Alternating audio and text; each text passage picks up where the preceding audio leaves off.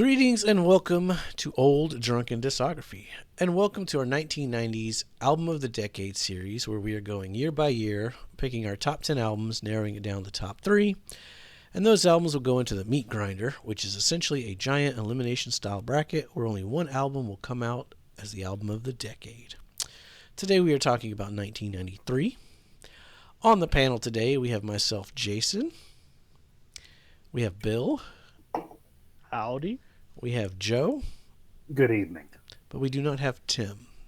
Tim is running late today.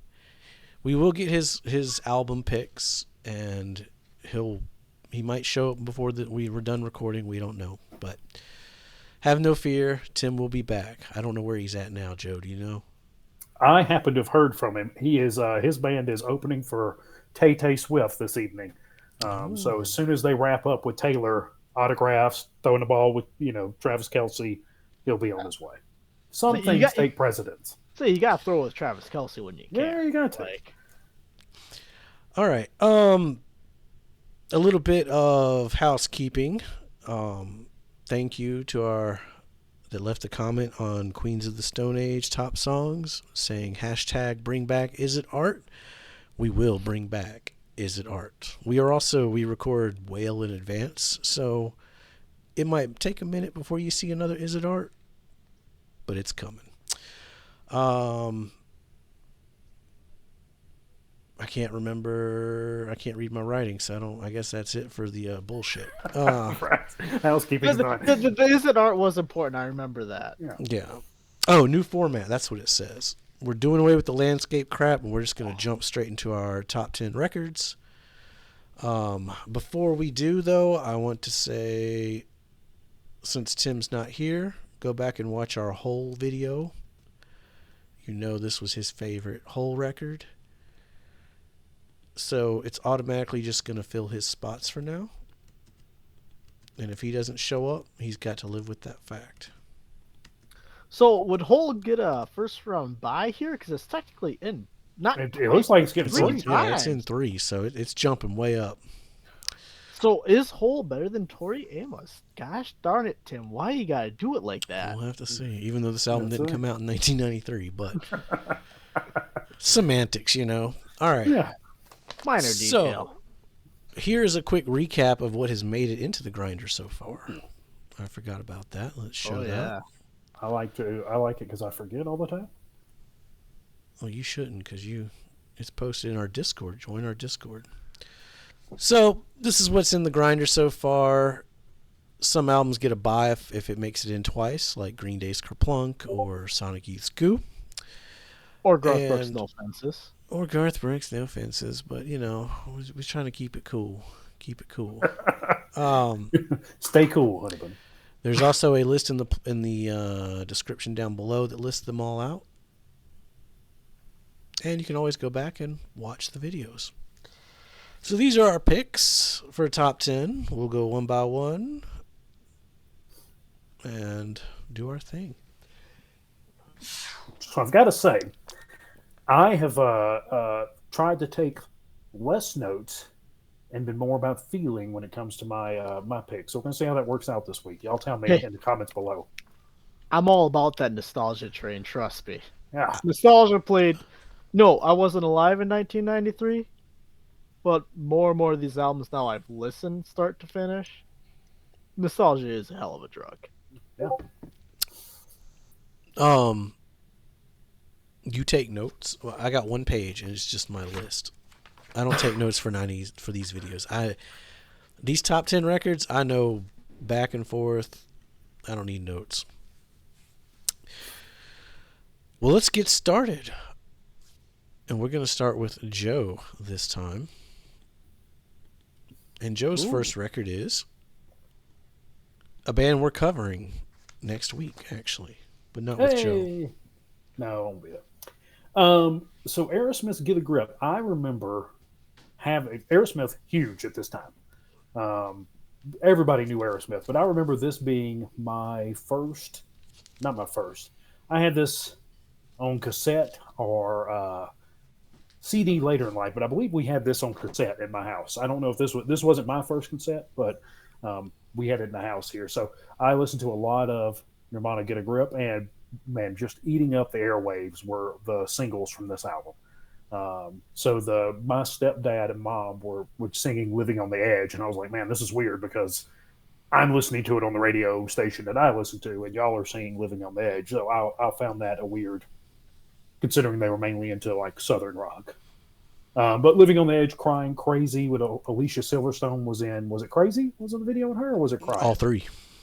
Yeah. Oh, she was in all three of them. She's in "Crying," "Crazy," and "Amazing." It's a trilogy of videos. Kind of like our good friends, Axl Rose. Mm-hmm. We had that. But really, really, when I went back and started listening to these, I really enjoyed going through and kind of getting that blast of nostalgia for Get a Grip. Just a lot of fun listening to it. Yeah, I got the vinyl. I'm a huge fan. I'm not really going to get into this album too much. It's not on my list. And we'll be talking about Aerosmith next week, so stick around for that. But I do love this record. Get a Grip is some good Aerosmith. It didn't make my top 10, but I will know this was something I was considering putting in my top 10. I mean, this is my Steven Tyler mic. I got, the little fabric hanging on. I love that. Steven Tyler just looked more and more like Johnny Depp as he got older, right? As he's getting older. Yeah. Yeah. He took that pirate theme going for a moment. Yeah, so he's got the scarves and everything else going on too. Yeah, absolutely. All right. We also forgot to do our honorable mentions. So I was just about to ask you if we wanted to. Yeah, I was gonna wonder like what was going on, but hey, you were going. We'll insert it now. We'll talk about it now. Yeah. If you've watched any of the previous videos, you've realized none of them are consistent. There's always a surprise here and there. So I blame Taylor Swift. Saying we're completely unscripted, so it's whatever we want to do, whatever we want to talk about. Pretty much. So my honorable mentions did not make anybody's list. Would be Tool's Undertow. Mm-hmm. It's alright. Yeah. I thought it was probably going to end up on my list and then didn't. I thought about it. Tilt Playcell. Oh, yeah. Tilt. They are so underrated. No Use for Names, The Daily Grind. The Queers, Love Songs for the Retarded. Mr. T Experience, Our Bodies, Ourselves. The Butthole Surfers, Independent Worm Saloon. The Breeders' Last Splash. Radiohead's Pablo Honey. Tom Petty's Greatest Hits, which we're going to get to Tom Petty on this show eventually. And Fugazi In on the Kill Taker. And last but not least, Weird Al's Alapalooza, which I was kind of sad he didn't make Bill's list for that. I thought Bill had that one locked in. I did too. I mean, we always talk about how you gotta think about which artists typically most artists won't have a top album every year. I mean, there's one artist that has had one every year, but we'll get to that one later in another episode. But I mean, here's the thing with Weird Al, Alapalooza for me wasn't as. I didn't like it as much as I liked Off the Deep End, which go back and watch. It may or may not be in the grinder. We may have shown it earlier this episode. But I just didn't have as much of a personal connection with that one. We gotta rank Weird Al records because Alapalooza better than Off the Deep End for me. Honestly, I'm looking forward to ranking Weird Al because I think I might shock you guys with how I rank the Weird Al stuff. You're gonna have a run I know what's number one. I know my 1 and 2. I'm pretty sure on 3 and 4. So, be interesting to see how those all shake out. I have no idea how I'd rank those albums off the top of my head, but. So, what kind of honorable mentions y'all got? Well, I mean, I'll go next here. Sure. I only mentioned a couple ones just because most people hit all my other ones. Danzig's Thrall, Demon Sweat Live. It was an EP. Actually a phenomenal album ranked that year. Fun fact, I asked my dad, hey, you were alive in 1993, unlike me. What were you listening to? And this was one of the albums that he mentioned. Go back and watch 1992. I asked my mom the same question. Just again, getting a feel because they were alive. I was not. Spoiler alert, I wasn't alive until the end of the 90s, so take that for what you will. However, I definitely like that Danzig album. The other one, I mean, none of us had Salt and Pepper on here. Like, Very Necessary, that was one hell of an album that came out this year. And I mean, that was close to making my list, I'll be honest. I mean, I always find it interesting, me as a person who, I mean, I wasn't alive in 1993. Most of you guys were teenagers, right? In 1993? I was 13. I was 10. Or preteen. But like, compared to me who is going back after the fact and listening to these albums and the music that came out of them, which, I mean, I gotta credit my parents to having a lot of these CDs and everything I listened to. And just like, oh yeah, like, the Tractors came out in 1994 and, all these other albums, which no one will probably put on their top 10s, but hey, I listened to when I liked. And that's partially why I got my top 10 I have here for 1993. And it's going to be real interesting, I think, to see how everything all shakes out here.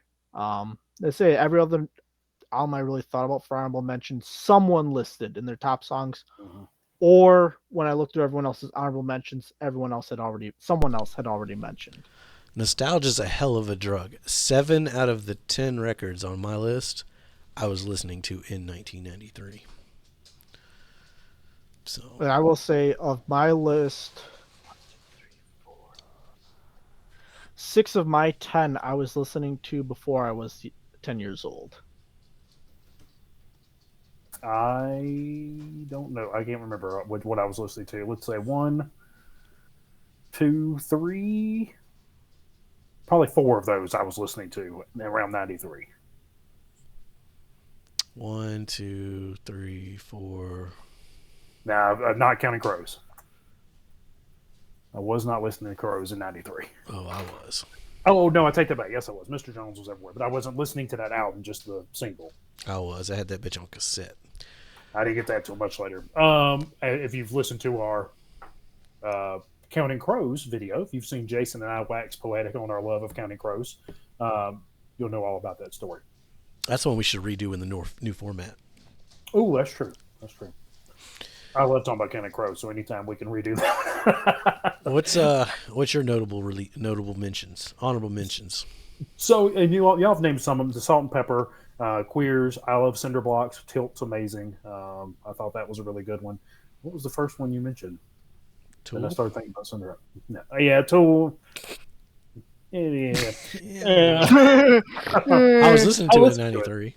I listened to it and I was thinking about. I was like, oh yeah, surely Tool's Undertow will go on my list. And I listened to it and I was like, probably not. Maybe not. So Hardworking Man by Brooks and Dunn came close to making the list. That was a really good. Shania Twain's self-titled. Yep. Also very close to making it. Wu-Tang almost got in there. Which Wu-Tang album was 93 again? I believe it's Enter the Wu-Tang, right? Was that one 91 or 93? Oh, it'll be. Yeah, Enter the Wu-Tang. Yeah, I think it's Enter. I think it's Enter. Yeah. That was, yeah. Yeah. I was like, I've just listened to this album while I was doing all this, and then Bikini Kill's Pussy Whip. Yeah, that's probably number 11. Yeah. That was one of those that was in my footnotes, but I saw you had it, so I figured that was. And actually, looking back at my list, I made this list quite a while ago. Looking back at my list, my number 10 probably needs to be switched out, but I'd already submitted it. We're all where we are. Yep. I mean, I think all of our top 10s are. I think all of our top 10s would make a top 50 albums in 1993.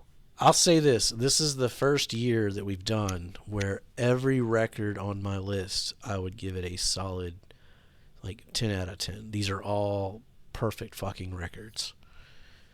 Whereas in the past, there was a couple that, a couple songs from it. This is...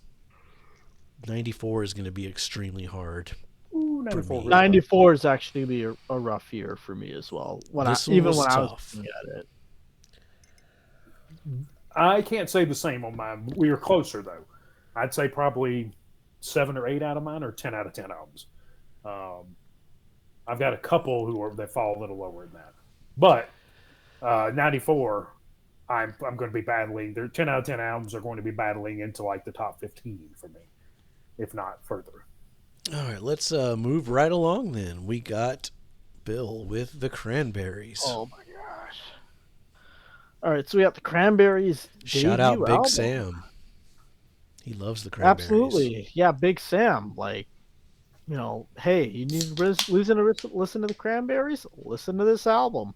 Big Sam likes everything cranberry. I didn't know if y'all know that. He likes cranberry juice, cranberries the band, Cranberry Jam. cranberry jam. Watch out during Christmas and Thanksgiving. Oh yeah, he's all about them cranberries. Big Sam. Like this. So let's see. For me, for the Cranberries, I first got into Cranberries as an artist with Zombie, as most people my age would have. But then just going back, I mean, Linger, obviously, oh my God, one hell of a song. Mm-hmm. And even everything else on this album, just her vocals coming through. I mean, it's something that only comes along once in a while that you actually get with the power and the emotions coming through. And, as opposed to their other Irish counterpart, Cranberries were doing a much better job with a lot of their music. And yeah, this is, for me, it's one hell of an album start to finish. From I Still Do's opening chords to Put Me Down's last couple notes. Like, for me, this is an exceptional album for 1993. Not my favorite Cranberries album. Also not mine, I will confess. But a damn good record. It's a damn good album in 90s. Yes. Now, if you want to feel like you're in the 90s, throw on some cranberries. Oh, God, yeah.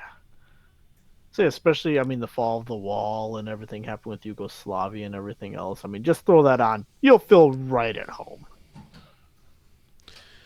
All right, Tim. Nobody's daughter. Okay. My first pick is Dinosaur. Junior. that Dinosaur Jr. Where you been? This was actually one of their first like kind of big breakthrough record. But it's not my favorite Dinosaur Jr., but it's still fucking good, and we're going to get to Dinosaur Jr. on this show. And, yeah, because you guys don't really care for Dinosaur Jr., do you? I don't know Dinosaur Jr. at all, so. You know what, man? I like the things I've heard Dinosaur Jr. Listening to a full album, I don't know if I would enjoy that or not. If you could get Dinosaur fatigue when you listen to their discography, because they don't change very much. Mm-hmm. But they don't need to. It's fucking perfect.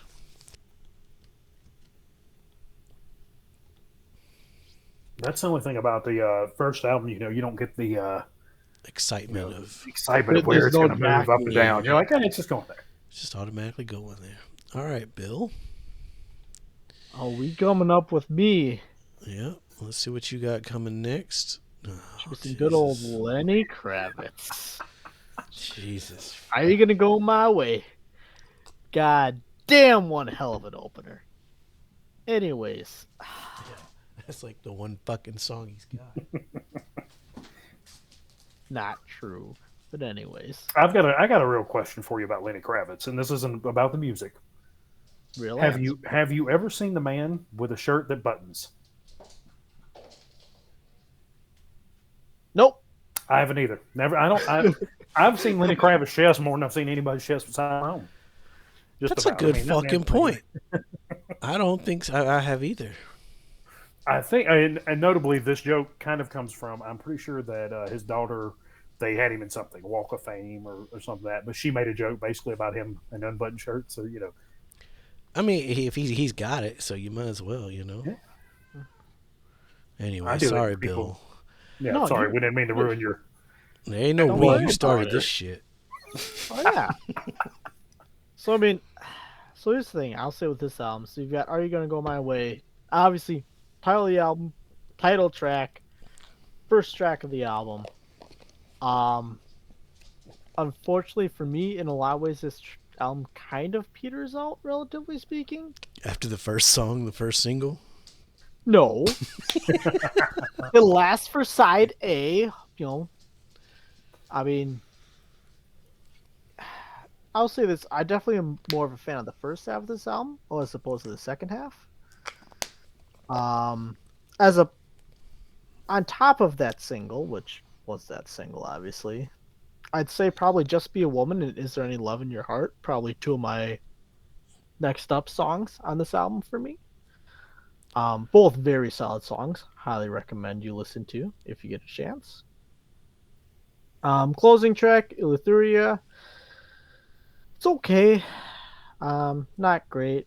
Obviously, album art, nothing crazy going on here. Just, Lenny sitting in a club. With his chest. Shocker. Is he in a club? Sitting in a club or on the street. Take your pick. I can't tell. I'll say this. Don't tell Tim.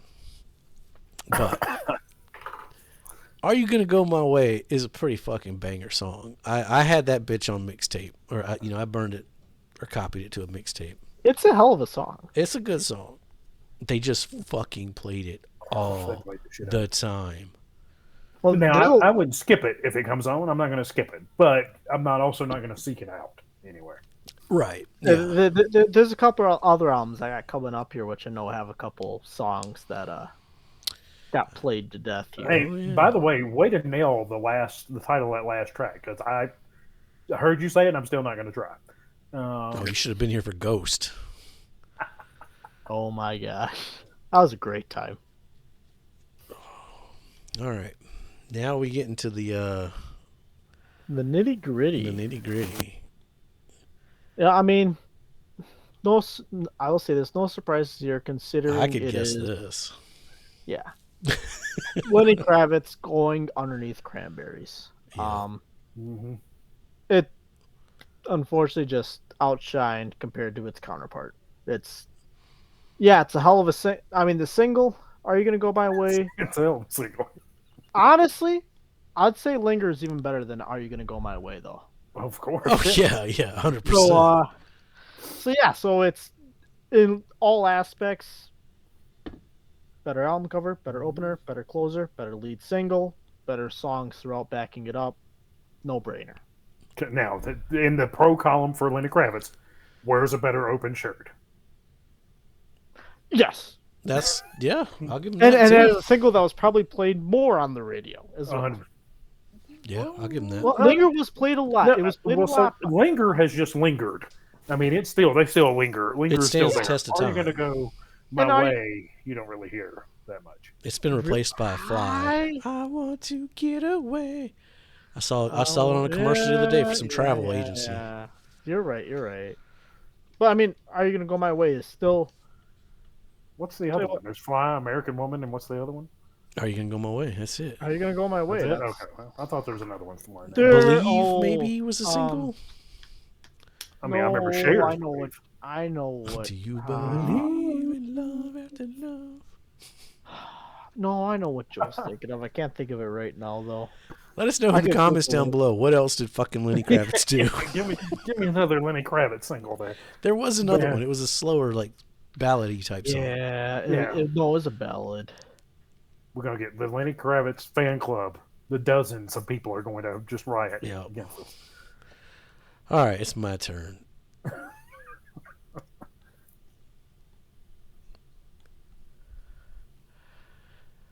I wish I had the vinyl of this. I missed out, didn't get it. They just repressed it in the last couple of years. But holy shit, I fucking love this record. This is nostalgia. This is 1993. You got, of course, everybody knows Three Little Pigs. But you got a fucking Sex Pistols cover. You got... The lyrics on this record, me and Michael used to listen to. We had no idea what tripping on ecstasy meant, but it was a fun fucking song. Kids should not be listening to House Me Teenage Rave, but we were. again, way over our heads at that young age, but Rock and Roll Pumpkin's great. Serial Killer, fucking Misadventures of Shit Man, classic. Love this fucking record. It's good. I have never heard Green Jelly, to my knowledge. Just remember, You've heard a Three Little band with- Pigs. A band I with just no started talent. it, and I was like, How I have you don't not remember heard that Three at Little all. Pigs? Hey, all you need to know about it, Green Jelly, a band with no talent, can easily amuse idiots with a stupid puppet show. Yeah. That's all you need to know about Green Jelly. Have you seen Serial Killer? Like this is a soundtrack to a movie. I don't know. If you haven't seen Serial Killer, you need to watch it. It's Oh, good, Gosh. but not right now during our show. I just want to look at. I'm gonna look at just see what Serial Killer looks like, and I tell you if it jogs my memory. Well, if you don't know the Three Little Pigs video, Why don't you sit right back and I may tell you a tale. that guitar is so good on that song. The called up Rambo. No, I definitely don't know what we're. Oh my Holy God. crap, man! I'll do this. Animation, absolutely like It- D tier at best. What? No way, it's still better than that fucking Motley Crue video. Yes, that's F tier. That's a whole other animal. But like, it's claymation. It's the best. It's the best take on the Three Little Pigs story I've ever heard. It's probably We're the gonna best. We're gonna do shitty Green Jelly. We're gonna probably do the Green best shitty claymation music video I've ever seen. And it's not good claymation, but god damn is it good. Now I wonder, if, and Just you, the we're going off a conscious- little bit of a tangent. Was this ever on like a Beavis and Butthead or? Oh, like fuck yeah, MTV it was. Yeah. Then They I watched probably it. have seen because I remember some terrible claymation music videos going on during the We'll Beavis talk and about Butthead. 1990. We'll talk about Beavis and Butthead in this episode. Daddy was a rock star named Pig Nugent. It's so good. That's one of the that's one of my favorite music videos coming out of the 90s. I'll say that. Now, is it better than Dinosaur Jr.? See, that's why I don't take notes.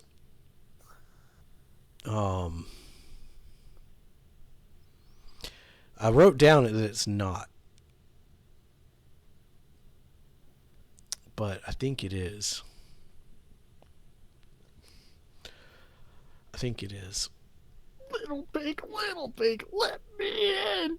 I mean, I think it is. I think it's got to move up a spot. I mean, for fucking Misadventures of Shitman alone, and the Green Jelly theme song, mellow yellow green jello, it's so good. All right, is it my turn to go first? No, I got to get my second Joe one. still gotta go. Oh, Joe still has to go. Okay. Wait, time out. Did we miss Tim? No, Tim got hold. Oh, it's right. Tim Yeah, got hold. yeah, he Yep, put a hole in yeah. there. Yeah, You're right. we're You're right. good. My bad. All It right, was a Joe. tough decision for him to do hole above hole. And hole below hole too. And he hadn't picked that one yet, technically.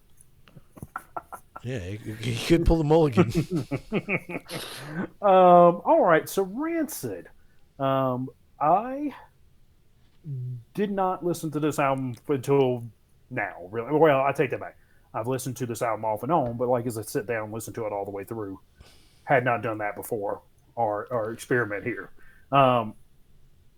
Not having Lars surprised me that I liked it because I enjoy Lars quite a bit. Lots of energy. It's definitely Rancid. I also didn't realize they had multiple self-titled albums. Yeah. So I think Fucking I was Rancid reading 2000, dude. Ooh.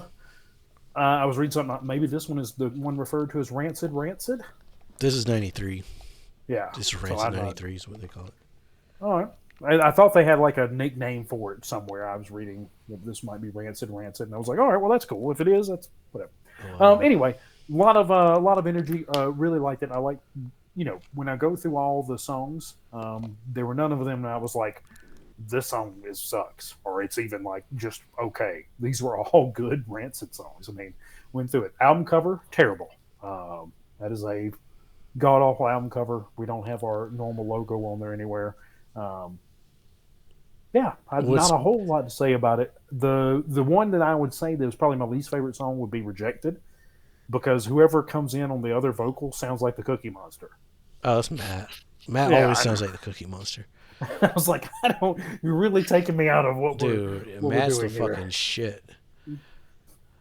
When we do Rancid, Joe, you got to come back because we're gonna do Rancid eventually, and we'll do Is It Art. And for Rancid Art, this is pretty high.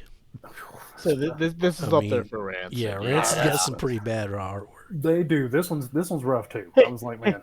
At least it isn't just the band sitting on an armchair or sitting above a stool or sitting behind a wall or sitting on top of a wall. Yeah, we're not bringing it back for the Ramones. Leonard Skinner. Yeah. So I'd say probably my favorite song of this may be Detroit. Rats in the Hallway, man. It's fucking Rats banger. Always good also. So good album. I like this a lot. I love me some Rancid. It's been a long time since I listened to Rancid, but this is a great debut album. Oh yeah, it's an amazing debut album. But it's not my favorite Rancid by a long shot. No. Not mine either. We're going to actually put this below Get a Grip. Listen, I would have been surprised if it would have been above Get a Grip. I could see that. I'm okay with that. All right. Now it's Tim's turn to go first, right? 1, 2, 3. Yep. Tim, what's your number 3? Hole? Right. You sure? You sure about that, Tim? Hole it is.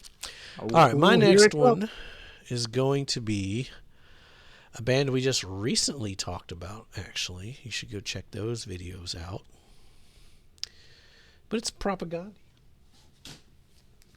How to Clean Everything. I'm going to keep it short because I've already talked about this record to death. But yeah, it's one of the, best fat records out there. And I think, Joe, you have it on your list as well, don't you? I do. So I'm going to be chiming in with you here. And you weren't there for our Propaganda review, so let us see. What do you think about this one? Just a reminder, YouTube hates us, so please like and subscribe and comment, because obviously whenever we talk about any of these songs, it really is not going to help in the algorithm. No, algorithm doesn't like us because we talk about stuff like this, so... Stuck the fucking flag up your goddamn ass, you son of a bitch. It's the name of the song. Share us with your friends. Yeah. So Propaganda, I think I first got introduced to Propaganda through one of those fat people for something. Jason, obviously, is the antithesis of this. Fat Music, Fat People, Volume 1. Opening track, good. Anti-Manifesto. So that's where I first heard it, and I was like, this rocks. This song is amazing. And so my thing of Propaganda is I kept going back and forth, like hearing a song here or there, or Jason would put on, because today's Empires, Tomorrow's Ashes came out, I think whenever you and I were first hanging out. Yep. That was a day one buy for me. Yeah, and so he bought it day one. I was hanging around him, and that's all he had in the CD player, the little green Hornet car. So, loved them. I started listening to them, started buying their albums. And this is one that I heard every song off this album before listening to the album, like in whole, and sitting down listening to it. So, every time I sit down and listen to this, I'm like, this is banger after banger after banger. Just an amazing album. It being their first album together, just wild. And the fact that the lead singer here went on to create another one of my favorite bands, so I can't speak highly enough about this album. I think it's amazing. I told the story about because you and I saw this band. Yes. Because we got a picture with Chris, but I told the story about when I was like, if they play in a Manifesto, I'm going in the pit. And you were like, okay. And we went into the pit for Anti-Manifesto. Mm-hmm. And we were way too old. Way too old. And it hurt. My glasses just kept flying off. Now, very nice pit, because every time my glasses flew off, some whippersnapper grabbed them for me and gave them back to Grandpa. Kim took my glasses after that No Effect show. She won't let me go in the pit with my glasses.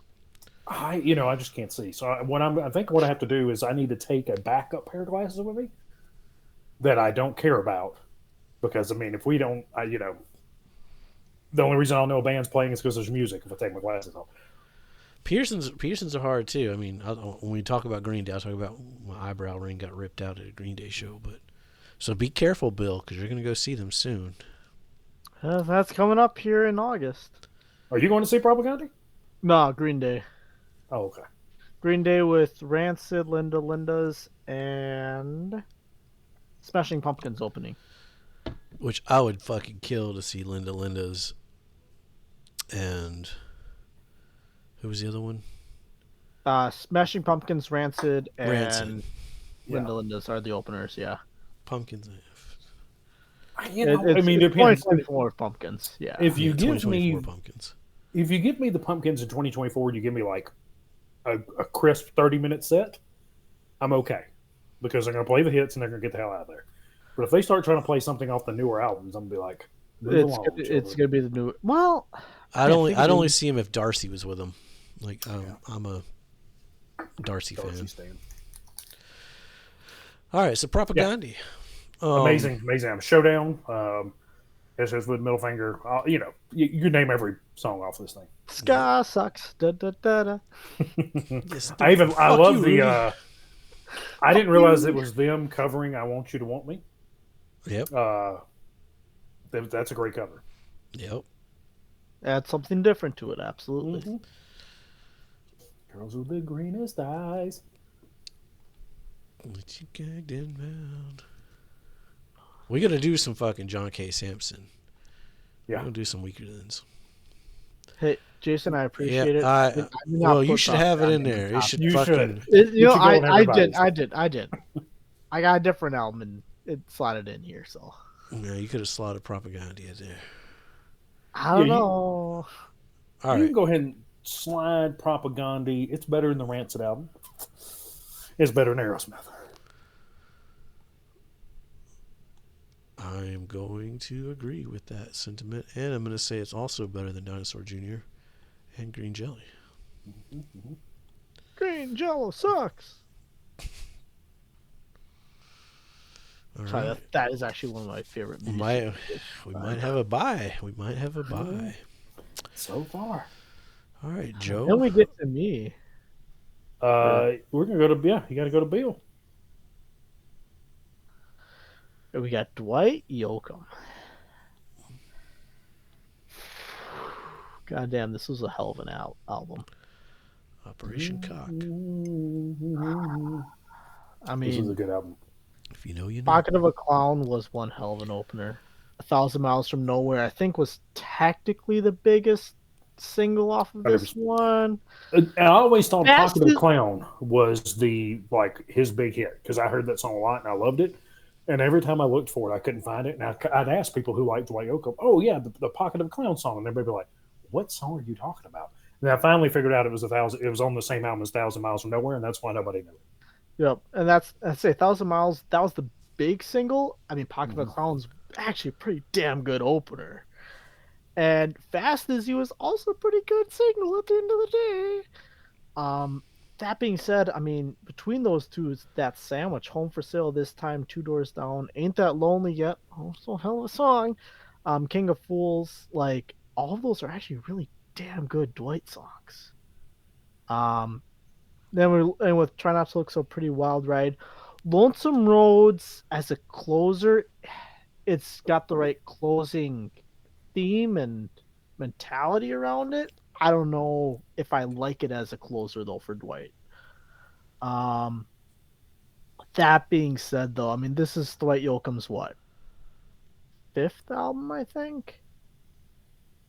That sounds right. Somewhere in there.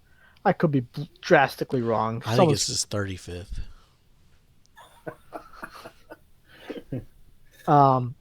Though this is one hell of an album actually.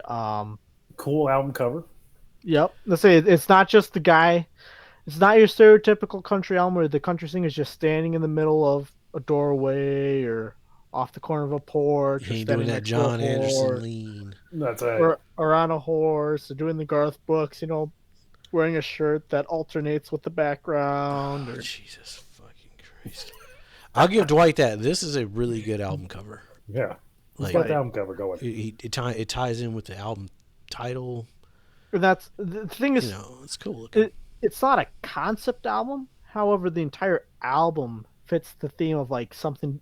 Every song has something to do with time or running out of time, or your life going, or everything else going on. Like, it actually really works. Not a concept album, but a good album from that standpoint, nonetheless. Yeah, and that's always cool when artists do that. It doesn't have to tell a story. It could have a theme. That's still a concept. Yep. Musician and an actor, old Dwight. He's got a very interesting look. Yes. Even though you only see his hat over his. Oh yeah.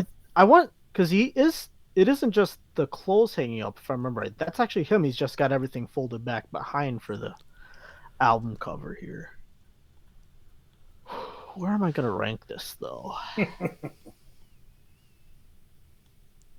It's above Old Lenny, I'll give you that. Oh, are you going to go this way? Nope. I'm going to say it's better than Cranberries, too. Nobody else is doing that, so why should we? Because I will. Like, that one's a little bit more splitting some stuff, but the Cranberries have a couple better albums coming later in the decade. Dwight, I think this might be his last great album of the 90s. I'm trying to think here. I don't think he had another, aside from Greatest Hits. Obviously, those, as much as they count, they don't really count because it's just a compilation of the prior albums. We'll get to that discussion in 1994 with old Garth here. Trust me, that will be coming up. Stay tuned for when that album gets 1993, the best Greatest Hits came out that year was Tom Petty's. It had Mary Jane's Last Dance on it as a single. 1994, Garth Brooks was something else, and I'll get to that when we get to 1994. Fuck Garth Brooks. I was talking about 1993. I know. We'll talk about Garth Brooks in 1993, I'll say. I know we are. God. Garth saying, is when we get to keeps on 94, giving. when we get to 94, the Garth discussion will be interesting, as there will be a Garth discussion in 94. There's a goddamn Garth discussion every fucking year. Because Garth, He just put it all out. Like, Garth did a lot for country in the early 90s. I'm just going to say it. I think Joe will flooded agree the with me. fucking market with shit. That's what he did. He put out good stuff. He put out good shit compared. All right. Now, We're not talking about Garth We're right not now. going We're to talking about 94. Dwight Yoakam. So I know, that's why I talked about Dwight. we ain't talking about none of that shit. We're talking about fucking the Troops. We're talking about Bad Religion. Joe, did you have this one? I did. We're So talking really- Recipe for Hate.